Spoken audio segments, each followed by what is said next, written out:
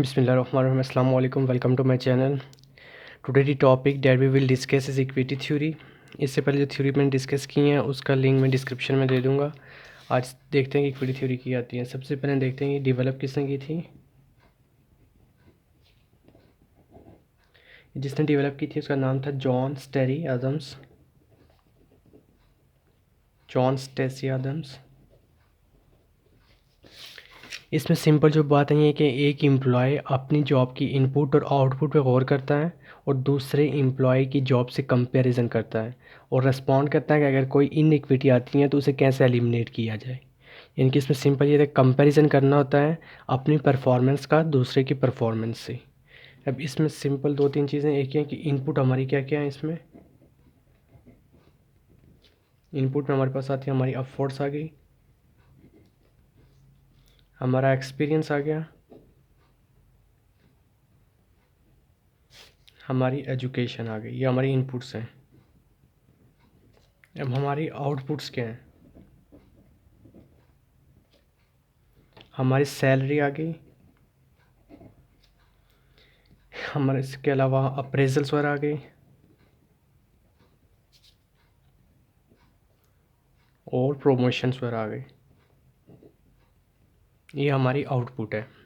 अब इसने जो कहा था कि अगर जब कंपैरिजन करता है कि एम्प्लॉय किसी से दूसरे एम्प्लॉय से, तो तीन तरह की सिचुएशंस क्रिएट होती हैं। जो पहली सिचुएशंस है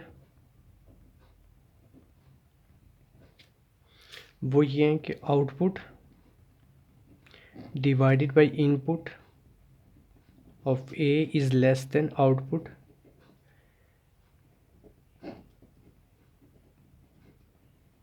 ए जो कंपैरिजन कर रहा है और बी जिससे कंपैरिजन किया जा रहा है, अगर ये और इस जिससे कम जो कंपैरिजन कर रहा है इसके आउटपुट और इनपुट कम है दूसरे बंदे से, तो अब वो इनइक्विटी क्रिएट होगी,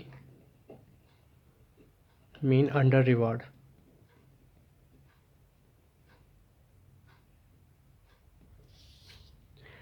अब दूसरी जो सिचुएशंस क्रिएट होती हैं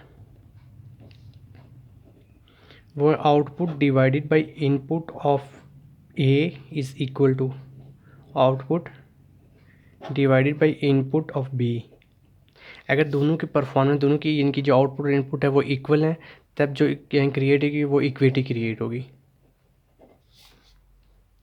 अब तीसरी सिचुएशन क्या आती हैं, जब एक एम्प्लॉय कंपैरिजन करता है दूसरे एम्प्लॉय से, तब आती हैं output divided by input of A is greater than output divided by input of B. यानी कि जब उसकी पर जो कंपैरिजन कर रहा है उसके आउटपुट और इनपुट ज़्यादा है दूसरे से, तब वो अपने आप को बेटर फील करेगा, यानी कि ओवर रिवॉर्ड होगा। अब इसके बाद ये आता है कि हम कंपैरिजन करते किन किन के साथ हैं, यानी कि हम अपनी इनकी कंपैरिजन जो करते हैं किसके साथ करते हैं।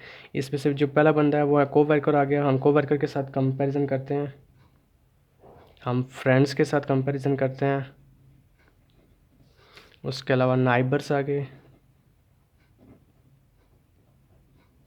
और इसके अलावा प्रेजेंट जॉब को पास्ट जॉब से।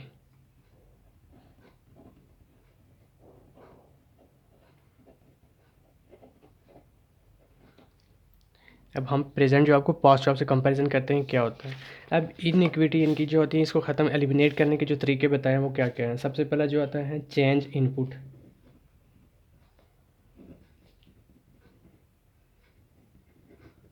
इसमें ये है कि चेंज, अपनी इनपुट को चेंज कर दो। अगर आप पहले काम कम करते थे अपना काम ज़्यादा कर दो, या फिर अगर आप काम बहुत ज़्यादा करते थे आपको उस तरह वो आपको नहीं मिल रहा था, ना सैलरी में कुछ नहीं, तो आप अपनी इनपुट को कम कर दो। पहला तरीका जो इसने ये बताया है।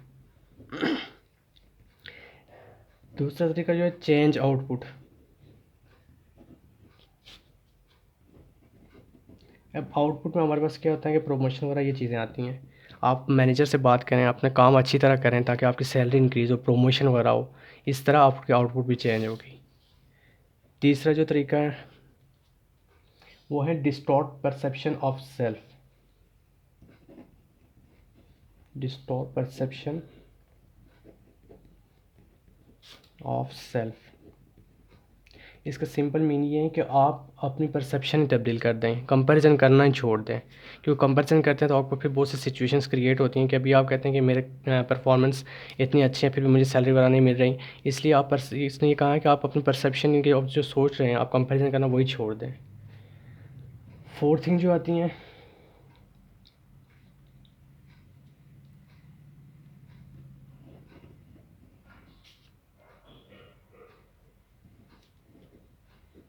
Choose a different referent. इसका मतलब ये है कि आप कंपैरिजन पहले उस बंदे से कर रहे थे जो आपसे हाई पे हैं, अब उस बंदे से कंपैरिजन करें जिसकी परफॉर्मेंस यानी कि परफॉर्मेंस तो बहुत अच्छी कर रहा है लेकिन सैलरी उसकी आपसे भी कम मिल रही है, उसके साथ कंपैरिजन करें ताकि आपको कोई ज़्यादा यानी कि सिचुएशंस क्रिएट्स ना हो। इसके बाद 5 पे जो आता है, लीव द फील्ड। अगर इसके बाद भी आप सेटिस्फाई नहीं फ़ील कर रहे हैं तो लास्ट यही तरीका है कि आप उस जॉब को छोड़ दें। अगर कहीं और अच्छी जॉब मिल रही है तो जॉब को छोड़ दें। बेसिकली इक्विटी थ्योरी में सारी चीज़ें यही थी कि एक एम्प्लॉय जो है वो कंपैरिजन करता है दूसरे एम्प्लॉय की दूसरे एम्प्लॉय के साथ अपना कोवर्कर हो गया, friends, neighbours, present jobs and past jobs.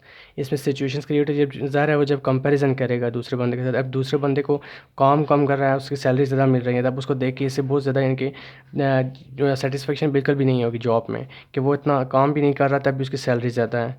इसलिए ये इसके बाद इसमें बताया गया है कि किस तरह से हम एलिमिनेट कर सकते हैं जो हम करते हैं कंपैरिजन वगैरह करते हैं। इसमें चेंज इनपुट, अपनी इनपुट को चेंज कर दो, काम ज़्यादा करते थे, काम उस तरह से परफॉर्मेंस अच्छी थी आपकी तब आपकी सैलरी नहीं मिली थी, काम कम कर दो। आउटपुट को चेंज कर दो, मैनेजर वगैरह से बात करो, अच्छा अपना काम अच्छी तरह से करो ताकि आपको प्रमोशन वगैरह मिल सके। Distort perception of self, comparison करना ही छोड़ दो, या फिर चूज़ अ डिफरेंट रेफरेंट, या फिर आप कंपैरिजन करते हो तो अपने से कम बंदे पे कंपैरिजन करो, अपने से हाई बंदे पे कंपैरिजन ना करो, या फिर लीव द फील्ड, या फिर अपनी फील्ड ही छोड़ दो। Thank you so much for listening.